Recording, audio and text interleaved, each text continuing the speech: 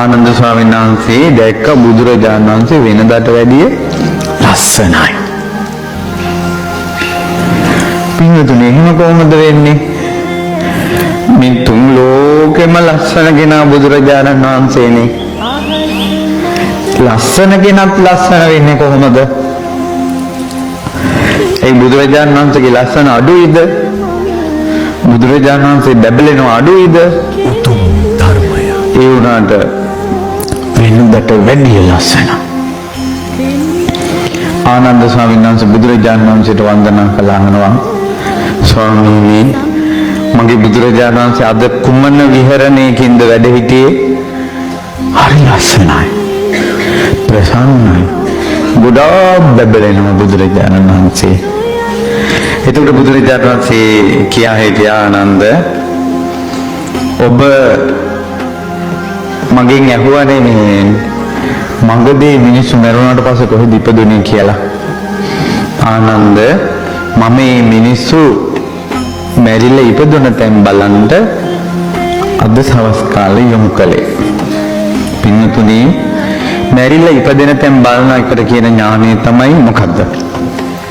චතුප්පාත ඥානය. ධර්ම ස්වාමී වූ ලෞතර බුදුරජාණන් වහන්සේ පවා ධහම පරිහරණය කරනකොට ලස්සන වෙනවා. ආලෝකයේ විහිදෙනවා. ධර්මයේ ආලෝකයේ දෙස බලන්න. ඕක තමයි ධම්ම ආලෝකය.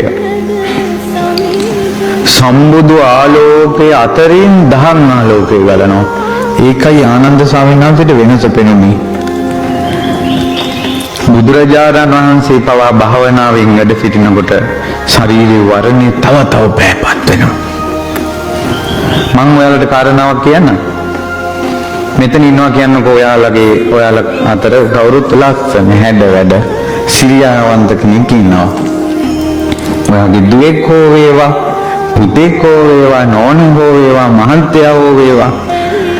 ඔන්න ඔය කෙනෙකුට තරහ ගියොත්, හොඳටම තරහ ගියොත් අර සුදු පාට හැම අතරින් නපුරුකම අඳුර පේනවද නැද්ද?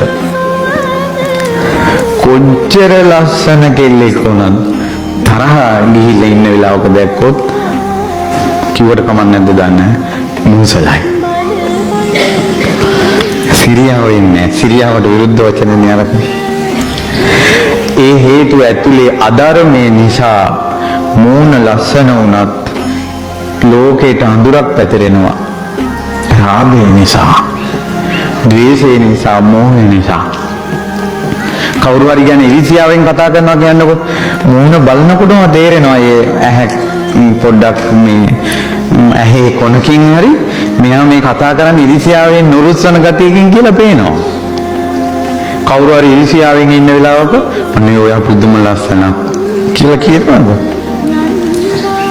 කවුරු හරි දැන ඉන්න වෙලාවක ජීවිතේට කියලා තියනවාද ඔයා පුදුම ලස්සනක්? අපි සතුටින් hina වෙලා ඉන්න වෙලාවට නම් කියනවා ඔයා හරි ලස්සනයි කියලා. අවංකව එන hinaව කියන්නේ මොනට පුදුම ලස්සන. අවංක සිනාව. ඔබගේ හිත තුල සමහරට ඔය ඔබ උපතින් ඔබගේ හැම කළු වෙන්න පුළුවන්. හැඩවැර නැති වෙන්න පුළුවන්. දුවේ පුතේ පින්වතුනි ඔබ ධම්ම පුරුදු කළොත් ඔබ මෛත්‍රියෙන් හිටියොත් ඔබට පුදුම ආකර්ෂණයක් එනවා.